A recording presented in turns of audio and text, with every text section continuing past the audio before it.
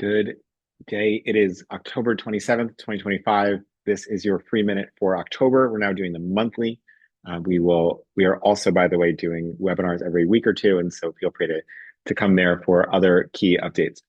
Um, we are going to talk about politics. We're going to talk about the economy. We're going to talk about markets and philanthropy. We're going to talk about a what's happening on smart giving with some actually really interesting up-to-date information and new data that doesn't exist anywhere else.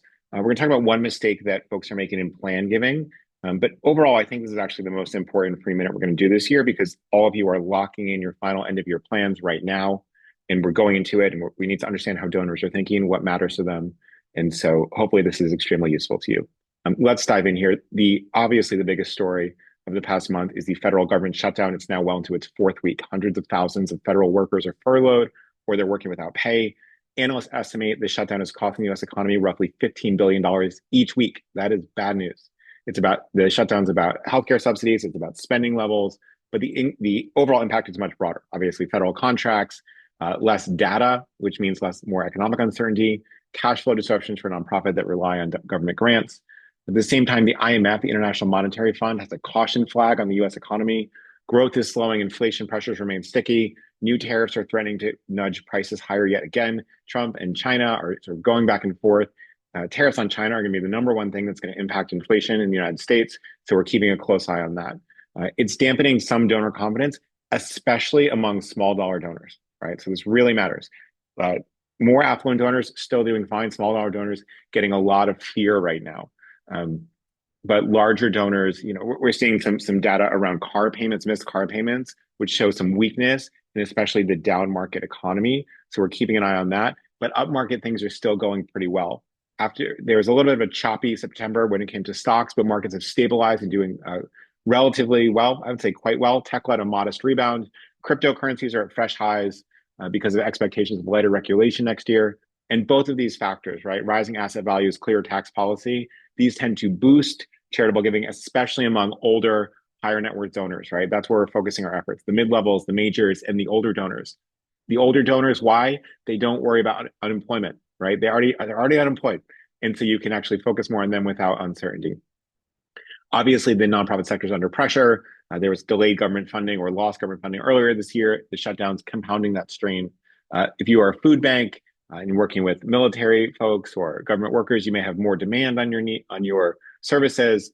And so there's going to be extra pressure to be excellent at fundraising, excellent development, and build the sort of safety net you need. Moving over to tech for a moment, the biggest tech story of the month, in my perspective, for the nonprofit world is OpenAI's launch of Sora 2. This is a new video generation platform. Some of you have seen this in the last webinar. I showed a couple of examples. It's really, really interesting. Basically, what it does is it allows you to take a likeness of yourself with only your own permission, right? So it's very permission focused, and put yourself in space on the Great Wall of China, in the Grand Canyon, doing whatever it may be. And I think there will be probably not much this year, but early next year, some really creative uses of this, right? My hope is that it's not, you're not just replicating your executive director's voice and pretending that we're having a direct conversation, but instead, maybe you're putting your exec director in outer space to explain a cool concept, or under the sea to explain the work you're doing with turtles, right? All of these things, or inside the human body to talk about how the heart disease actually, that you're working on actually happens, right? All these things will be really interesting and really sort of eye-opening to donors. Think about putting yourself in like magic school bus land. So that will be really interesting, and we'll keep you updated on that.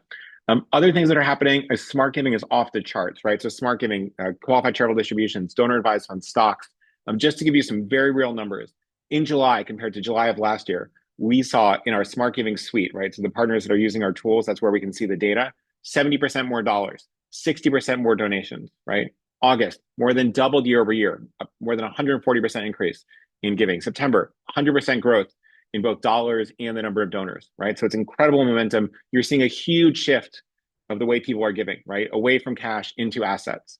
And you're going to see this even more, by the way, as we look at tax policy next year. Next Tuesday, we're going to do a full deep dive for an hour on how tax policy is shaping giving right now and how it's going to shape giving in 2026.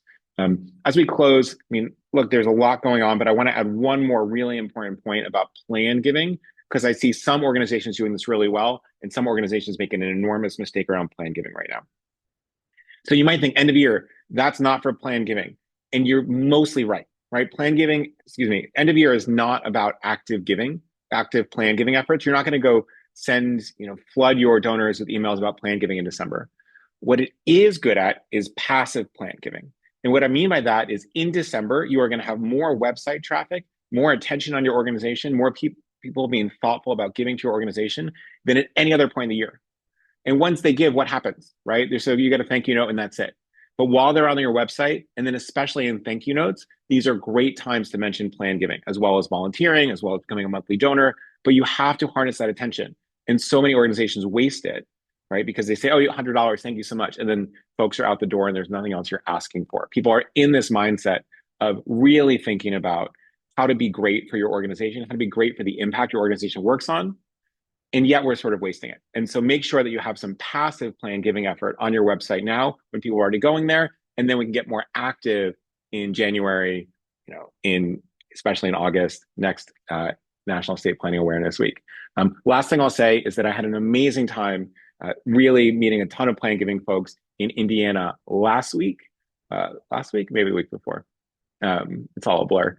And on Wednesday, I'm going down to the big grant summit in Baltimore. So if you're there, please say hello. Really going to doing a big talk on AI and grant writing, a little bit about our experience with Grant Assistant, which you're always welcome to learn more about. But it's going to be a really interesting time. So if you're in Baltimore, come say hi and have a wonderful, wonderful week.